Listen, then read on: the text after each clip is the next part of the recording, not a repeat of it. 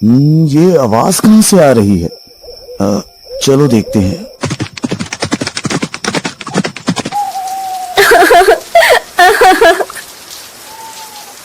हे देवी, तुम कौन हो और यहाँ इस घने जंगल में क्या कर रही हो? महाराज, मेरे पति ने मुझे यहाँ छोड़ दिया है। अब मैं क्या करूं, कहाँ जाऊं, कुछ समझ नहीं आ रहा। राजा ने देखा कि औरत बहुत खूबसूरत है। उसकी सुंदरता से मोहित होकर राजा ने उसे सहारा देने का निर्णय लिया। अगर तुम चाहो तो मुझसे शादी कर सकती हो और मेरे महल में मेरे साथ रह सकती हो। ठीक है महाराज, मुझे आपकी शरण स्वीकार है। औरत राजा की बात मानकर उनके साथ महल में चली गई।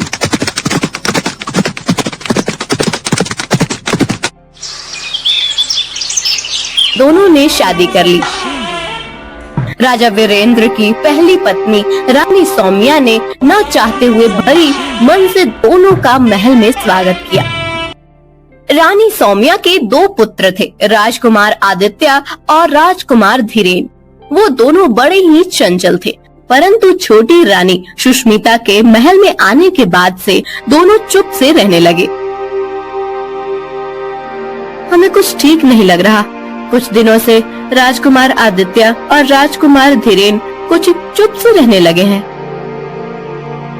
अरे बड़ी महारानी, आप व्यर्थ में चिंतित हो रही हैं। राजकुमार ठीक हो जाएंगे। हम वैद्यराज जी को अभी संदेश भिजवाते हैं। जी महाराज, आप कह रहे हैं तो हम मान लेते हैं। राजवैद्य दोनों राजकुमारों का इलाज शुरू करते हैं, पर दोनों की प्रकृति में कोई सुधार नहीं होता। ऐसे ही दिन बीतते जा रहे थे। कुछ दिनों बाद राजा भी बीमार पड़ने लगे। दिन पर दिन उनकी तबीयत बिगड़ती जा रही थी। महाराज, हमने हर संभव इलाज किया, लेकिन आपकी तबीयत में कोई सुधार नहीं हो रहा है। ये आखिर मुझे क्या हो रहा है? जब कोई सुधार नहीं हुआ तो राजा ने मशहूर वैद्य महर्षि चरक जी से मिलने का निर्णय लिया।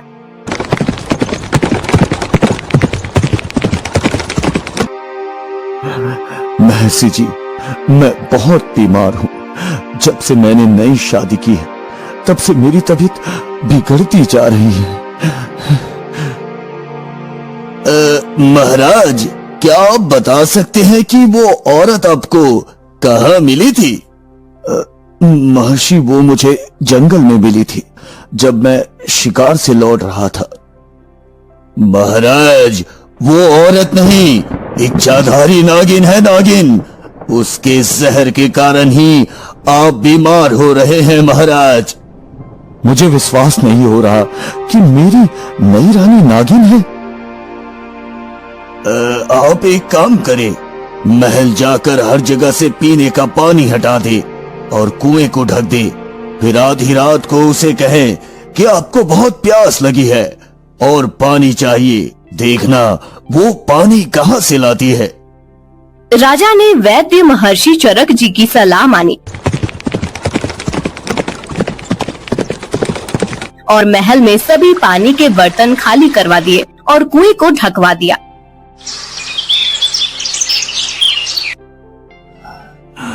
मुझे बहुत तेज प्यास लगी है, मुझे पानी दो। ठीक है, मैं पानी लाती हूँ। नई रानी बिस्तर पर लेटे लेटे ही एक गिलास हाथ में लेकर पानी ढूंढने लगी। उसने अपना हाथ बिस्तर से लंबा करके पूरे महल में पानी ढूंढा, लेकिन कहीं भी पानी नहीं मिला। फिर उसने अपना हाथ कुएं की तरफ बढ़ाया, लेकिन वहाँ भी पानी नहीं मिला। अंत में उसने अपना हाथ बहुत दूर नदी की तरफ बढ़ाया और वहाँ से पानी लेकर राजा को दे दिया। हाँ? ये औरत तो सचमुच नागिन है। बिस्तर से उठे बिना नदी से पानी ले आई है।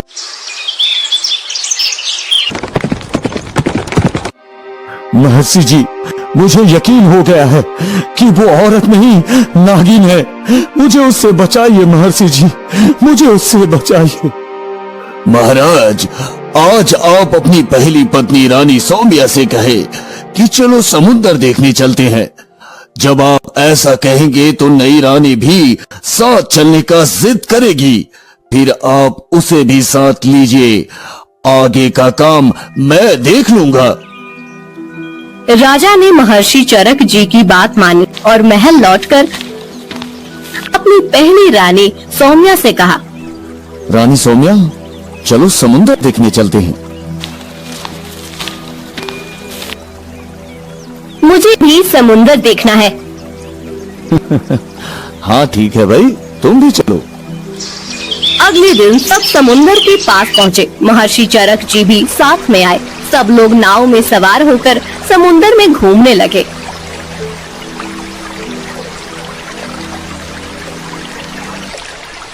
ये समुद्र बहुत गहरा है, आज तक कोई भी इसकी गहराई का पता नहीं लगा पाया। मैं समुद्र की गहराई का पता लगा सकती हूँ।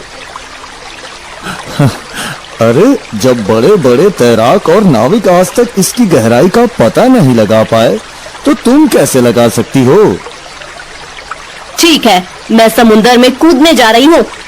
जब मैं तल तक पहुँच जाऊंगी तो अपना हाथ हिलाऊंगी, तब आप लोग समझ जाना कि समुद्र कितना गहरा है।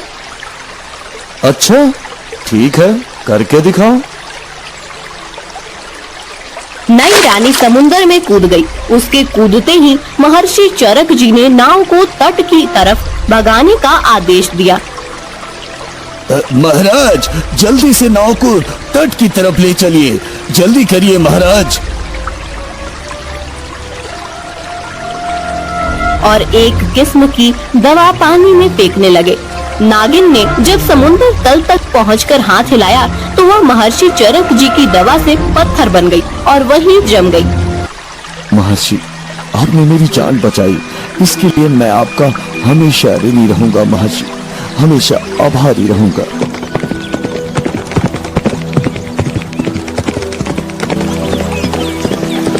राज्य में दोनों राजकुमारों की प्रकृति भी ठीक हो गई और राजा भी स्वस्थ हो गए। राजा ने महर्षि चरक जी को ढेर सारा इनाम दिया और अपनी पहली रानी सौम्या और दोनों राजकुमारों के साथ खुशी खुशी रहने लगे।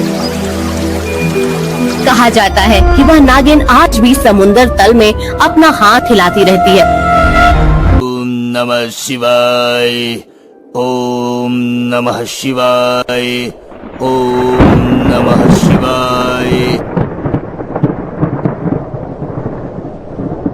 महल में इच्छाधारी के खात्मे के बाद हर कोई चैन की सांस ले रहा था, लेकिन महर्षि चरक जी के चेहरे पर चिंता की लकीरें गहरी होती जा रही थी। उनके मन में किसी अनहोनी का संकेत हो रहा था।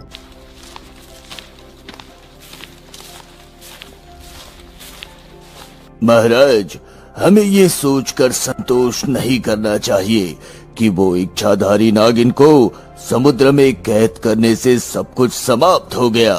उसकी आत्मा इतनी सरलता से मिट नहीं सकती महाराज। क्या महर्षि, आप क्या कहना चाहते हैं कि वो नागिन अभी भी हमारे बीच हो सकती है? हाँ महाराज, मैंने ध्यान लगाया था और मुझे आभास हुआ है कि उसकी शक्ति अभी भी इस भूमि पर विद्यमान है। ओम नागिनाय स्वाहा, ओम नागिनाय स्वाहा, ओम नागिनाय स्वाहा, ओम नागिनाय स्वाहा। दूसरी ओर समुद्र के गहरे तल में जहां नागिन की आत्मा को महर्षि ने एक पत्थर में कैद कर दिया था, वहां एक दुष्ट तांत्रिक ने अपनी साधना शुरू की थी। उसका लक्ष्य था नागिन की शक्तिशाली आत्मा को मुक्त कर उसके माध्यम से अपनी शक्ति बढ़ाना। ओम नागिनाय स्वाहा, ओम नागिनाय स्वाहा। तेरी शक्ति को मैं बुलाता हूँ। ओ नागिन, इस संसार में वापस आ, वापस आ। समुद्र की लहरें बढ़ने लगी। पानी में से एक तीव्र नीली रोशनी उभरने लगी। वह पत्थर जिसमें नागिन की आत्मा बंद थी धीरे धीरे फूटने लगा। अचानक एक भयंकर गर्जना के साथ नागिन पत्थर के बाहर आ गई। मैं मुक्त हो गई। इस संसार ने मुझसे जो लिया, अब मैं उसे वापस लूंगी।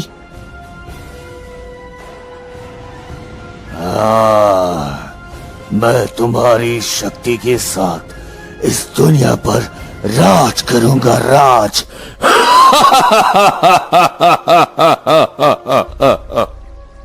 तांत्रिक की योजना थी कि वह नागिन की शक्ति का उपयोग कर पूरे राज्य को अपने नियंत्रण में ले।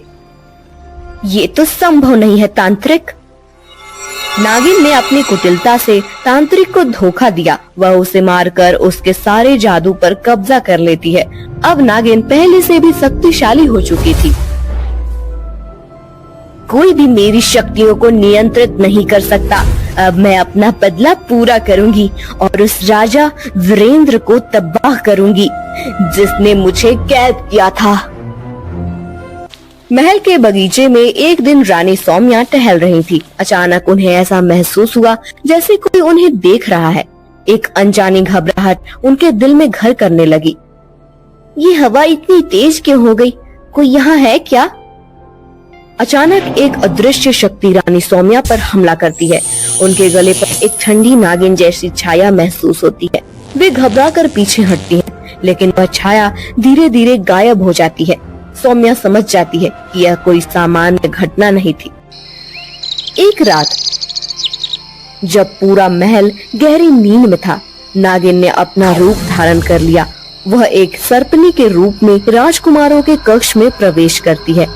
अब मैं अपना बदला पूरा करूंगी। राजा वीरेंद्र के प्रिय पुत्र अब मेरी कैदी होंगे।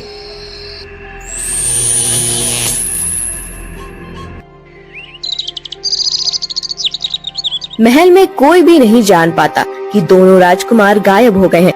नागिन उन्हें जंगल के एक गहरे हिस्से में ले जाती है, जहां उसने पहले से ही एक खतरनाक योजना तैयार की थी।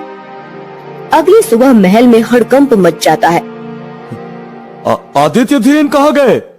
पूरा महल छान मारो, ढूंढो उन्हें। महाराज, महारानी, दोनों राजकुमार अपने कक्ष में नहीं हैं और महल में भी कहीं नहीं मिल रहे। महाराज, मुझे डर है कि कहीं नागिन ने ही उन्हें न ले लिया हो।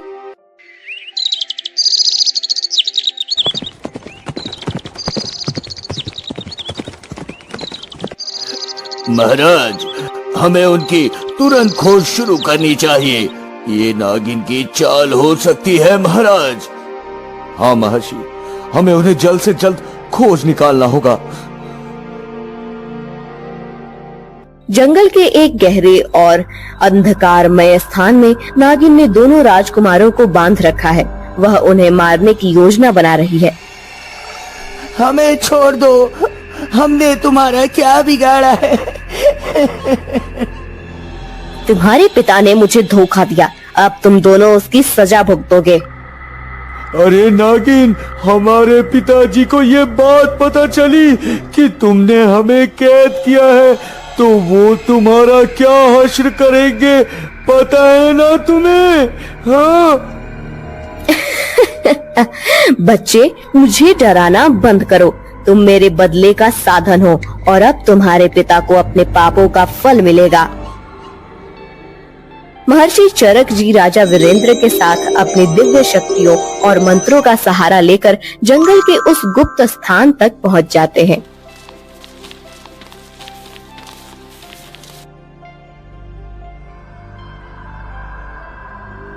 ओम नमः शिवाय, ओम नमः शिवाय, ओम नमः शिवाय। हे देवों के देव महादेव, इस दुष्ट आत्मा को बांधो। नहीं, यह नहीं हो सकता। तुझे मेरे बच्चों से दूर रहना चाहिए था नागिन। अब तुझे अपने कर्मों का फल जरूर मिलेगा, जरूर मिलेगा तुझे अपने कर्मों का फल। नागिन अपने अंतिम प्रयास में महर्षि और राजा को मारने की कोशिश करती है, लेकिन महर्षि की दिव्य शक्ति के आगे उसकी एक नहीं चलती। मैं तुम्हें छोड़ूंगी नहीं, तुम सभी को मेरी तरफ भुगतना पड़ेगा। तेरा अंत आ गया है, अब तुझे कोई नहीं बचा सकता, कोई भी नहीं। महर्षि चरक जी अपने मंत्र बल से नागिन को पूरी तरह से निष्क्रिय कर देते हैं। नागिन अपनी हार मान लेती है और विलाप करने लगती है। मैं तुम्हें छोड़ूंगी नहीं, तुम सभी को मेरी तरह भुगतना पड़ेगा। महर्षि चरक जी उसे फिर से एक पत्थर में बंद कर देते हैं। नागिन के पत्थर में बदलने के बाद राजा वीरेंद्र और रानी सौम्या अपने दोनों पुत्रों को गले लगाते हैं। वे दोनों अब सुरक्षित हैं और उनकी आंखों में डर की जगह राहत है। पिताजी, हम बहुत डर गए थे पिताजी। अरे धीरेन्द्र, अब सब ठीक है बेटा, अब तुम्हें कुछ नहीं होगा।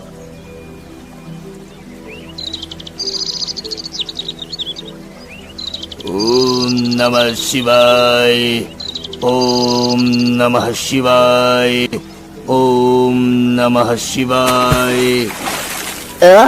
मैं फिर से हार गई, लेकिन मेरी आत्मा हमेशा तुम्हारे पीछे रहेगी राजा वीरेंद्र। महाराज, अब ये दुष्ट आत्मा कभी भी किसी को नुकसान नहीं पहुंचा सकेगी। हाँ। हे महर्षि, आपने फिर से हमारी जान बचाई। मैं आपका ऋणी हूँ महर्षि, मैं आपका ऋणी हूँ। महल में फिर से खुशियों की बौछार होती है। राजा वीरेंद्र ने अपने दोनों पुत्रों की सुरक्षा के लिए एक बड़ा उत्सव आयोजित किया। महर्षि चरक जी को विशेष रूप से सम्मानित किया गया। आज हम सब महर्षि चरक के आभारी हैं। उनकी कृपा से हमारे राज्य की रक्षा हुई है। हाँ। नहीं महाराज, ये सब ईश्वर की कृपा और आपकी आस्था का परिणाम है महाराज। अब हमें किसी भी भय का सामना नहीं करना पड़ेगा और हमारे बच्चे भी सुरक्षित है। सब आपकी कृपा से महर्षि जी, सदैव आपके ऋणी रहेंगे हम। इस प्रकार एक बार फिर से महल में शांति और खुशी लौट आई। लेकिन इस घटना ने सभी को यह सिखाया कि अच्छाई के सामने बुराई कभी टिक नहीं सकती। नागिन की आत्मा को हमेशा के लिए समुद्र की गहराई में कैद कर दिया गया था और वह कभी वहां